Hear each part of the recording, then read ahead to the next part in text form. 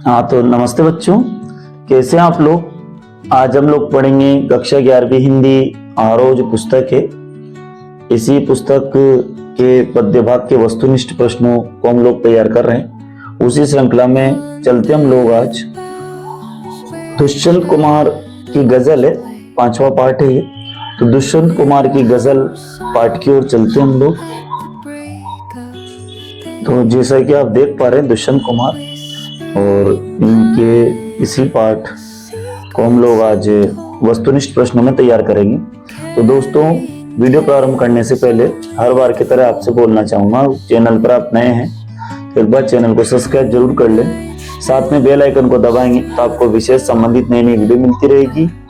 और भी हिंदी विषय में कहीं भी कोई भी समस्या आपको आती है, चाहे प्रतियोगी परीक्षा में हो, चाहे विषय 12वीं की परीक्षा में हो, तो आपको किसी भी बिंदु पर कोई भी ऐसी समस्या हो तो आप मुझे कमेंट बॉक्स में कमेंट भी कर सकते हैं, और चाहें तो मेरे मोबाइल नंबर पर फोन भी लगा सकते हैं, और चाहें तो आप मुझे व्हाट्सएप मैसेज कर सकते हैं। बहुत अच्छा लगेगा मुझे आप लोगों की सहायता करना। तो बिना समय गंवाए हम लोग चलते हैं गजल पाठ के जो मैंने वस्तुनिष्ठ प्रश्न आपके लिए तैयार किए हैं। और दोस्तों, आपसे एक बात और बोलना चाहूंगा कि आप जब भी वीडियो देखें तो पूरी देखिए, बीच बीच में आप आगे पीछे स्किप करेंगे तो हो सकता है कि आपको कुछ चीज समझ में ना आए। और साथ में ही जो भी प्रश्न मैं आपके सामने छांट रहा हूं, आपके सामने लिख रहा हूं, वो बहुत ही महत्वपूर्ण प्रश्न है, और जो कि या तो परीक्षा में अभी तक आए हैं या आने की संभावना है। एक भी प्रश्न आपको अनर्गल नहीं मिलेगा। तो बिना समय गंवाए शुरू करते हैं हम लोग अपनी यात्रा को। तो पाठ हम पढ़ रहे हैं गजल, और गजल पाठ के रचयिता या लेखक या कवि कौन है? दुष्यंत कुमार।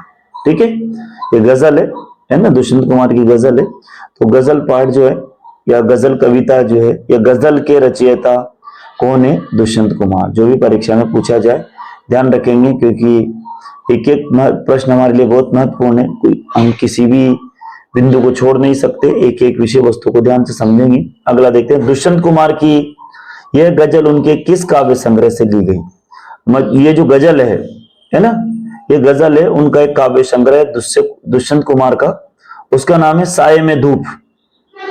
उस काव्य से ये गजल ली गई है। अगला देखते हैं तीसरा, हर एक घर के लिए क्या तय था? मतलब क्या तय था हर एक घर के लिए? अर्थात इसका मतलब ये जो पूरी गजल आप लोग पढ़ेंगे, इसकी व्याख्या भी मैं आपको अगली वीडियो में समझाऊंगा। तो यह था कि प्रशासन का अधिकार है, हर घर के अंदर चिराग हो, हर घर के अंदर रोशनी हो, प्रकाश हो, बिजली हो, नल हो, मतलब सारी सुविधाएं हो। लेकिन ये सुविधाएं जो है उपलब्ध नहीं हो पाई प्रशासन की तरफ से, सरकार की तरफ से। उसी के तारतम्य में व्यंग के स्वरूप ये गजल लिखी गई कि ये निश्चित है कि एक सरकार जो है हर घर में बिजली पहुंचाए, पानी पहुंचाए, शिक्षा पहुंचाए, लेकिन फिर भी चिराग जो है वो, यहाँ नीचे चौथा प्रश्न का उत्तर इसे, चिराग किसके लिए उपलब्ध नहीं? शहर के लिए। पूरे शहर में कहीं भी प्रकाश दिखाई नहीं देता, कहीं भी रोशनी दिखाई नहीं देती।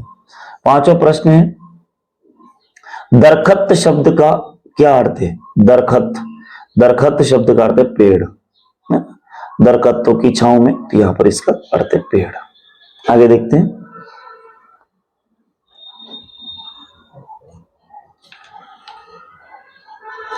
गजल में चिराग किसका प्रतीक माना गया है? चिराग जो है वो सुविधाओं और खुशहाली का। मैंने आपसे कहा था ना कि चिराग अर्थात सरकार की ये जिम्मेदारी बनती है कि वह पूरे जो जनता है सबको मतलब सुविधाएं दे, खुशहाली दे, लेकिन ये उपलब्ध नहीं हो पाया, इसीलिए इन्होंने व्यंग्य के स्वरूप ये गजल लिखी है।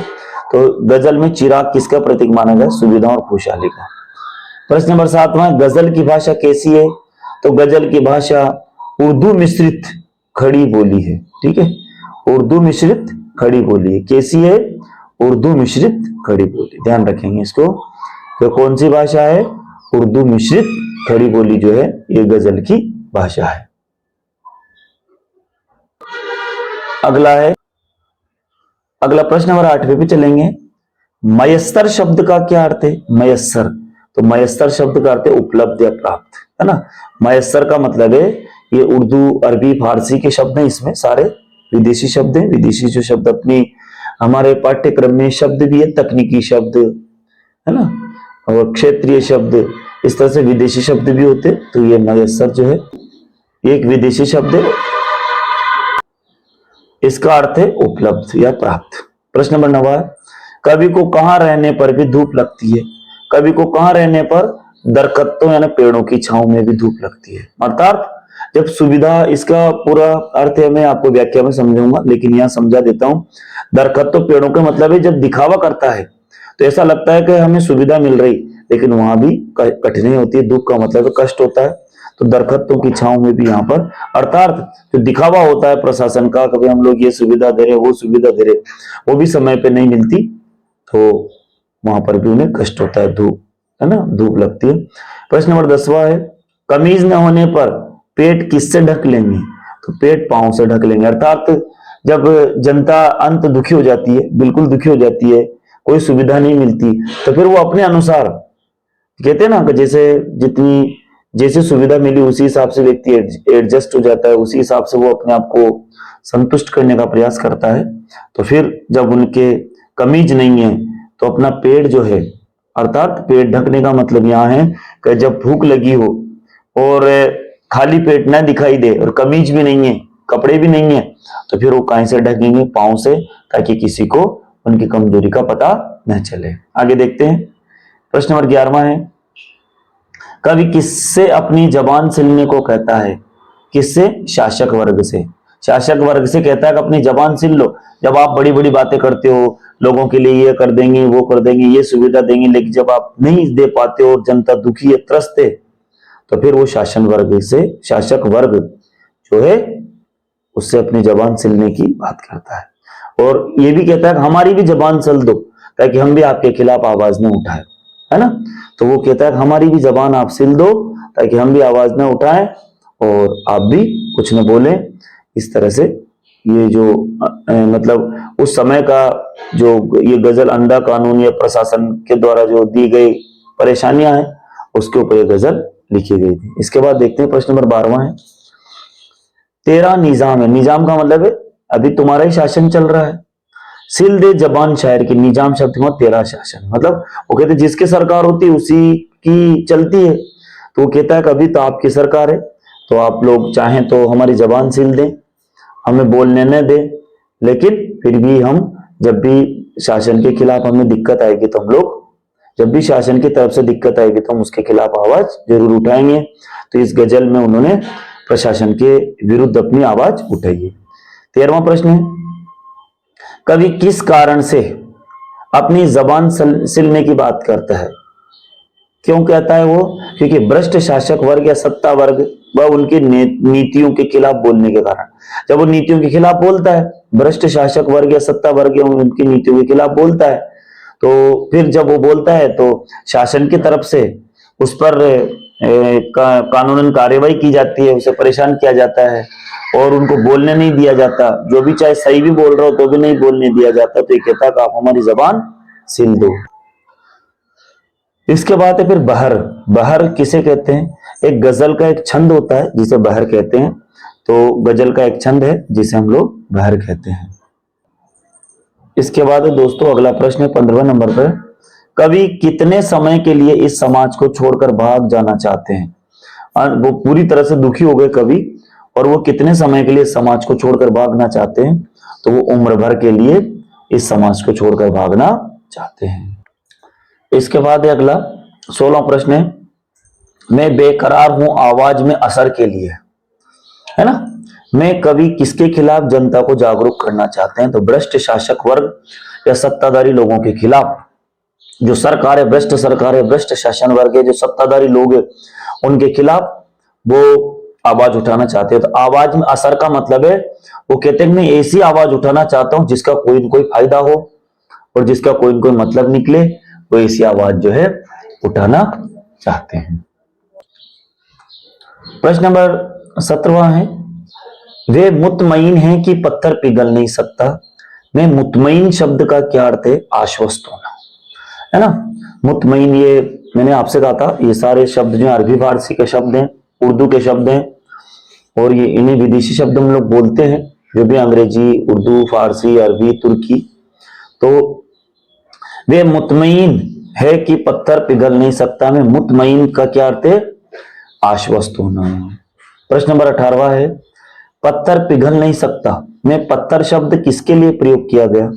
तो पत्थर पिघल नहीं सकता में पत्थर शब्द जो है वो शासक वर्ग के लिए। यहाँ पर पत्थर है कि शासक वर्ग के सामने कितनी आवाज उठाओ, कितनी हम लोग आंदोलन करें, कितनी हड़ताल करें, कितने परेशान हो जाएं, लेकिन जो ये शासक वर्ग है, ये जो सरकार है, पत्थर की तरह है और ये पिघल नहीं सकती, ये झुक नहीं सकती और ये हमेशा जनता को परेशान करेगी। ऐसा उन्होंने उस समय के हिसाब से जो गजल में है, उस समय की जो शासन नीति थी, सरकार थी, उनके ऊपर टीका टिप्पणी अपनी गजल में की है। आगे देखते हैं, गुलमोहर शब्द किस चीज के लिए प्रयोग किया गया? गुलमोहर शब्द जो यहां पर व्यक्ति के आत्मसम्मान एवं स्वाभिमान के लिए। इस कविता में एक स्थान पर गुलमोहर शब्द आया है, यहां देखा आपने, जिए तो अपने बगीचे में गुलमोहर के तले, मरे तो घेर की गलियों में गुलमोहर के लिए। तो गुलमोहर शब्द जो आत्मसम्मान के लिए आया है, कहता है ना हम मरे तो गुलमोहर के लिए मरे, तो ये आत्मसम्मान।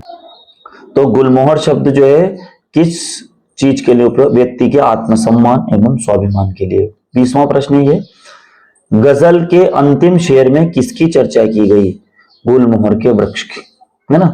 तो किसकी चर्चा की है? किस शेर में? किसकी या किस पेड़ की? ये भी आ सकता है, परीक्षा में आया है कई बार ये बहुत ही महत्वपूर्ण प्रश्न है ये, आईएमपी। तो कौन से पेड़ की चर्चा की गई? गुलमोहर के वृक्ष की, गुलमोहर के पेड़ की, या किस कौन से वृक्ष की? गुलमोहर के वृक्ष की चर्चा की गई है। इसके साथ ही दोस्तों अधिकतर जन्म वगैरह पूछा जाता है, तो हम लोग यहाँ जन्म लिख दें। इसके बाद फिर इनकी प्रमुख रचनाएं, हम सभी को पता है कि जब भी कवि परिचय पूछा जाता है तो रचनाएं जरूर पूछी जाती है।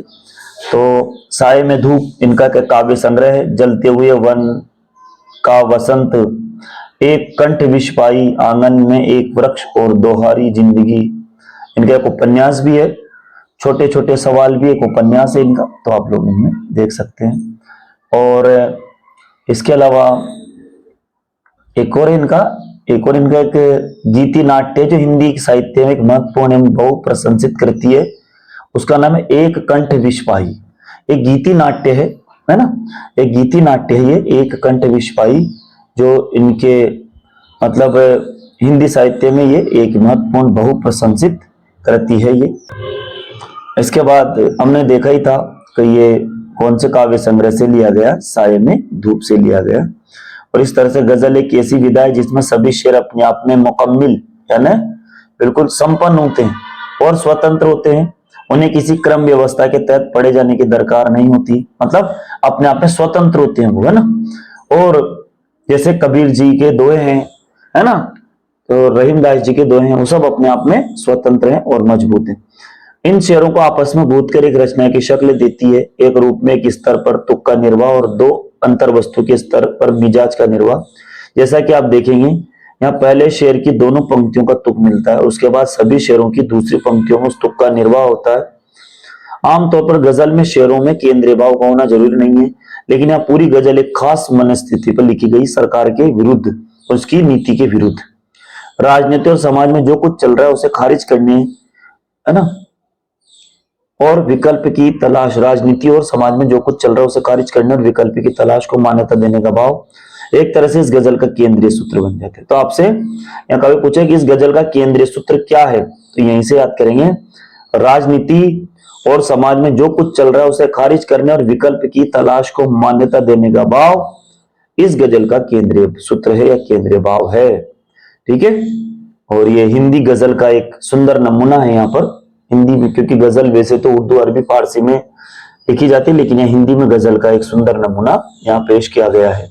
और ये उनकी गजल है जो कि, है ना, जब भी इसकी व्याख्या अगली वीडियो में मैं आपके सामने समझाऊंगा तो और भी आपको अच्छा समझ में आएगा।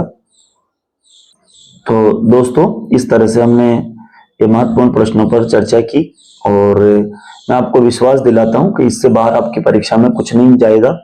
ये बहुत ही महत्वपूर्ण प्रश्न है और आप ये वीडियो पूरी देखें, सुने, 2-3 बार आप वीडियो को पूरी देखेंगे, सुनेंगे, तो ये प्रश्न उत्तर जो है आपको आसानी से याद हो जाएंगे और आपको बिल्कुल सारे प्रश्न उत्तरों को, जो उत्तर और प्रश्न है, आपको बहुत अच्छे से तैयारी हो जाएगी इनकी। तो आपको परीक्षा के समय समस्या का सामना नहीं करना पड़ेगा। तो इस तरह से ये, और आप वीडियो को पूरा देखें, 1-2 बार देखें, सुने, चाहे तो आप इनके नोट्स बना सकते हैं। तो आपको ये जो प्रश्न है ये बहुत काम आएंगे। तो दोस्तों, ये वीडियो देखने के लिए धन्यवाद। वीडियो अच्छी लगे तो लाइक जरूर करें, साथ में अपने दोस्तों को शेयर करें और अपने और दोस्तों को इसके लिए सब्सक्राइब करने के लिए प्रेरित करें। और हिंदी विषय में कोई भी समस्या हो तो मुझे बहुत अच्छा लगेगा आपकी सहायता करना। जब भी आपको आवश्यकता हो आप मुझे किसी भी माध्यम से संपर्क कर सकते हैं। आप सभी का वीडियो देखने के लिए धन्यवाद।